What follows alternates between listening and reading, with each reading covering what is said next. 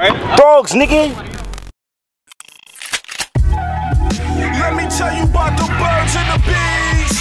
Hoes flap when you whipping up a key. Don't stop till you froze up your sleeve. Young nigga just chase cheese. Whoa, young nigga just chase cheese. Hoes flap when you whipping up a key. Don't stop till you froze up. One question I wanted to ask you, man. I always wanted to get, you know, your opinion on this, man. Like, how'd you feel, or what went through your mind when you heard Mook and J Millz saying, you know, they made smack, or, you know, they had, you know, they felt like they did what they did, and, you know, putting Smack in the position he's at and things like that. And you've seen a couple of your guys, Tay-Rock, a few guys fought back and said what they said. I mean, you know, I never commented on it. I never said anything on it. You know what I mean? If that's his opinion, you know, if he thinks, you know, he made us,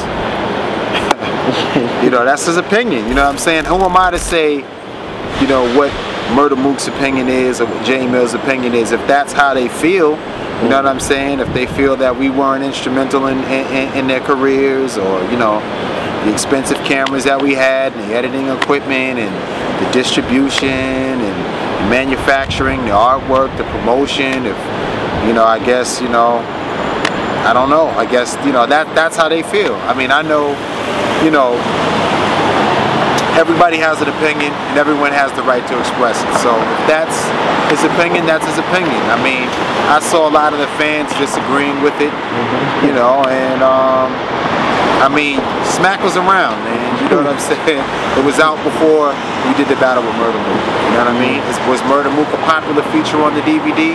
Of course he was. You know what I mean? But so was The Game, and so was Eminem, and so was Kanye West, State Property, Beanie Siegel, and everybody else who contributed to, you know, the Smack DVD. You know what I mean? And I see guys saying, "Oh, I didn't charge back then when I was on the DVD. I didn't charge anybody to battle or whatever."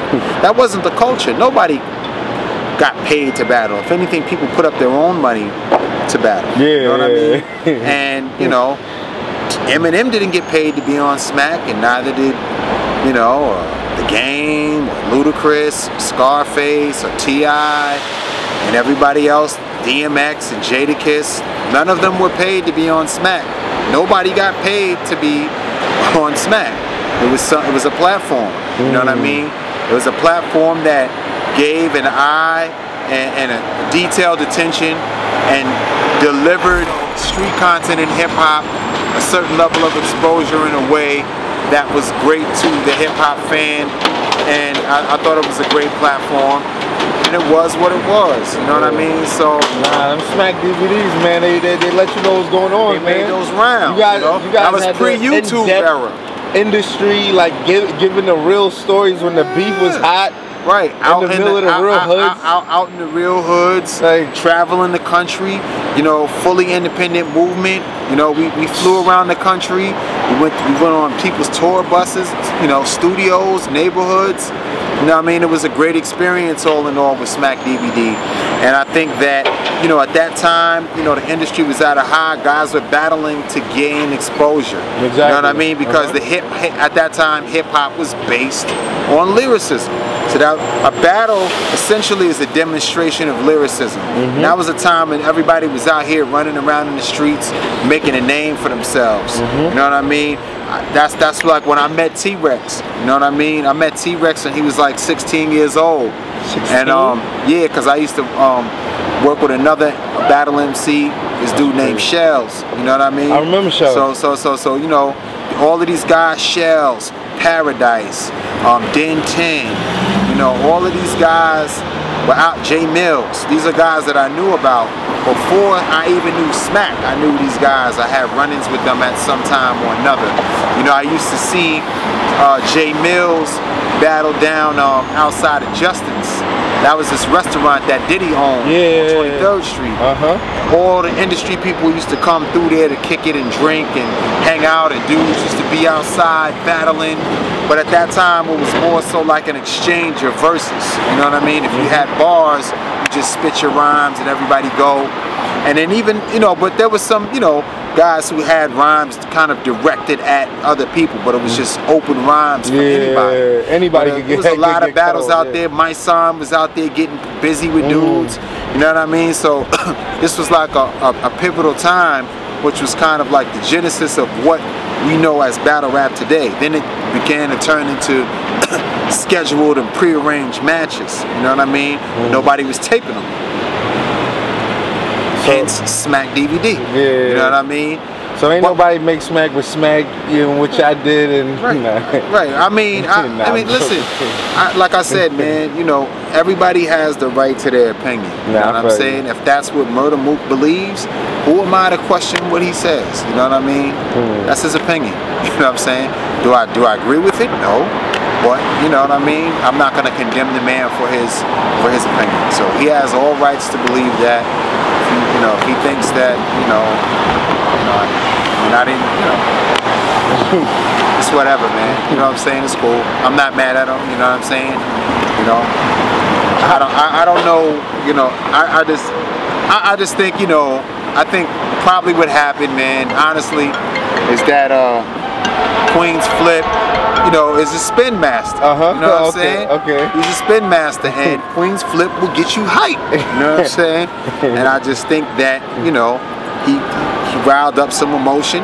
You know what I'm saying? And it was expressed. And it just, you know, it turned and it snowballed into something else. So. You know, because I don't know why that would need to be clarified, because there's no record of us saying that we made Murda Mook. I never said that. I never said I made T-Rex. I never said that. You know what I'm saying? T-Rex was already outside on the streets. As I said, I knew T-Rex before I knew Smack. You know what I'm saying? Because we all from uptown area. You know what I mean? So I knew T-Rex, Paradise, Den 10. You know what I mean? These are the guys, Shells, J Millz. These are the guys out here shaking up the concrete, man. These guys had the bars. You know what I'm saying? Then later I heard about my son later. You know what I'm saying? Not to say that he wasn't out, but I didn't hear about him right away. And then there was this other dude named Brett that was kind of crazy that Mark Pitts had signed.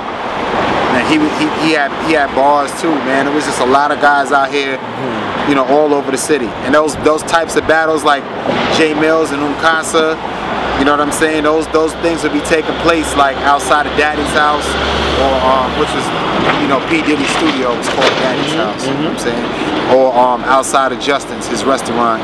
You know, because these were areas, high traffic areas for people in the music industry would come to. So people would be out there spitting, and then, you know, people would be out in front of in Times Square in front of this record store called HMV. It was like this big record store, and actually Danny Myers was out there getting busy back in the days. Oh yeah, he always says that too. Danny Myers was coming with strapped up clips for the block, B. That's crazy. Mad rounds. He was always crazy too. Like dudes is like, if you would go to Times Square, people would just go downtown. Even Lady Luck was out there getting busy. People would just go down to Times Square at night, and there would be like HMV, and dudes would just walk up and down, and you look at, yo, you got rhymes, and dudes just start battling and going at it.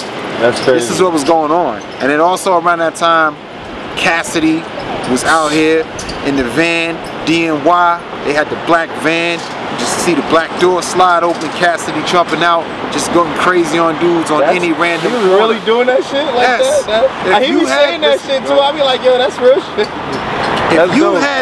Back then, this is like early 2000s, like when the Locks popular, DMX, when it was, you know, when it was going. Like if you had rhymes back then, you had to be prepared at all times. You know what I'm saying? So Lux was out here, of course. I even mentioned his name. Oh yeah, you know what I'm saying? Corey Guns, Fred the Godson. Rain was even here. Rain was like 16 I remember when he first came up here. If you look around, you know what I'm saying? Like even like at the Loaded Lux versus Miles battle in Black Star. If you look in the footage, everybody go look at the footage. You got jokes of the day. You're gonna see Rain and Corey Guns. Dumb young, like 16, dumb, oversized Averexes on, looking crazy. I peeped that. You know what I'm saying? Like these guys, but they were all out here. So you know, even when you see like Murda Mook, or like T-Rex, and you know him and Rain, they all going back. They all know each other. These guys been knowing each other since they was kids, That's bro. crazy. So they could talk. They, you know, they may talk crazy to each other, but then like Rex will call Rain up behind the scenes, and they'll argue together, like bark on each, get crazy with each other and squash their situations behind the scenes.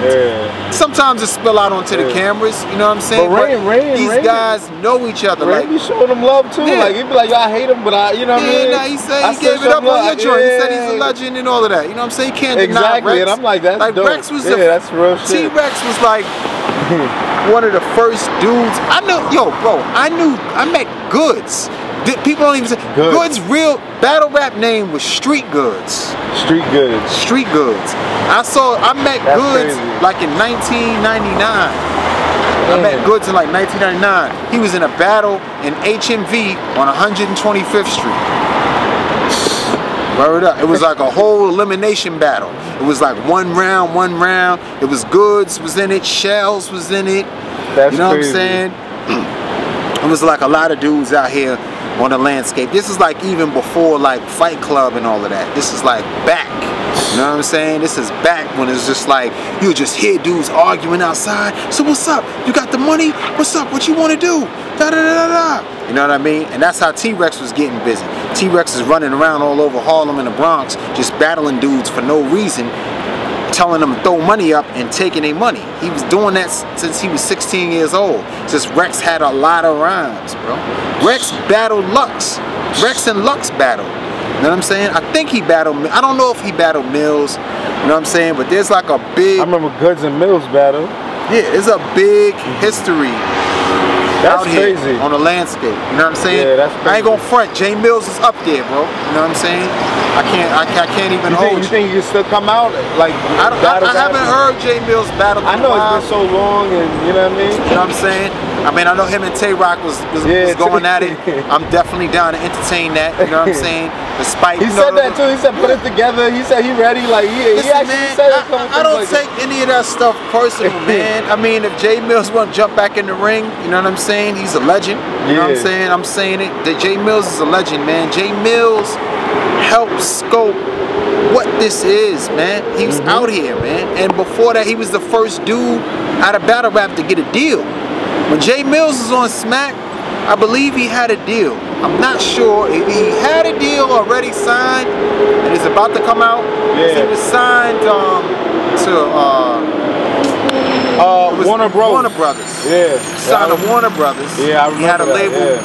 My man Tony Nigel had a label, and it was called Warner Blow. But what I'm saying is, I knew about J Millz before he got signed. And J Millz is already, I think when he battled Mook, he was signed already.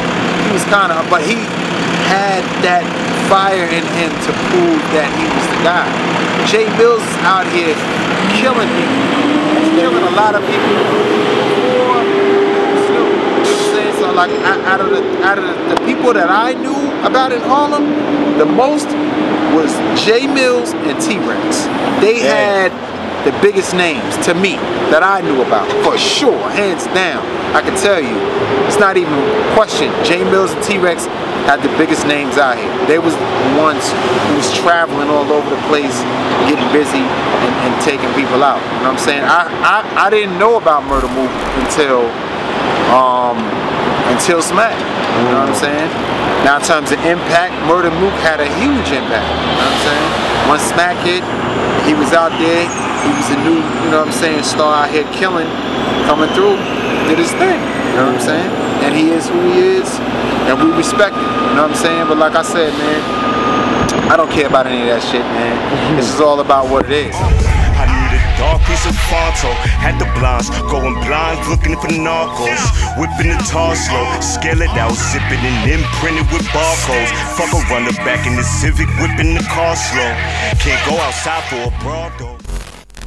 All my wrists is frauds. All my